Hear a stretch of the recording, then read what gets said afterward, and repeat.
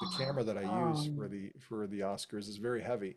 It has heavy batteries, a heavy lens, and then I have at the front of it what's called a ring light, because you cannot imagine, people just can't believe it, like how small the space is that we have to work in.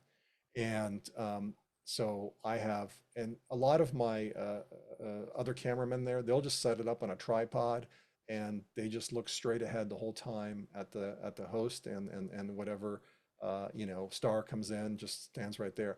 I've never done that. I've always been handheld because I love to give the audience just a little more you know movement. So I'm moving around. I'm checking things out. And when there's one of the crazy things I do is I have a ladder behind me, a small step stool ladder, three-step mhm. ladder, and live on the air, I will walk up that ladder backwards to try to get a higher, like if there's nobody in front of us, so I can look further down the red carpet and get some shots of arriving stars that are being interviewed by other people down at the other end of the red carpet.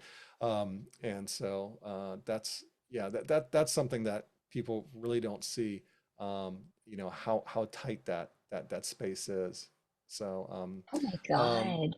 but yeah, so that's and the other thing I wanted to mention, it's I mean that's I think why it's unique to have somebody there that speaks both languages, because um, I wear a headset, and in that headset and I have a microphone, that looks kind of like something a helicopter pilot would wear, and the I'm communicating with the director who's sitting in Munich, Germany. That's where the show is being cut.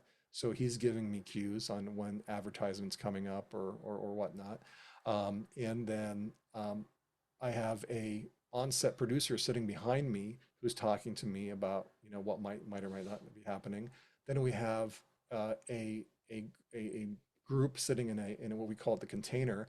It's basically backstage at the Oscars where there's local producers that are seeing other things that might have to communicate to me. I rarely hear from them, but I still have to listen for them. But the entire time, I have to listen to my host in English, what he is saying, and also the star interview in case they mention something like, "Oh yeah, I got these shoes from wherever." So then I have to pan down to the shoes. I have to be paying attention to that. So there's a lot of things going on in my head in two different languages, and it's not the craziest thing, but after a couple hours, it's it's very exhausting. So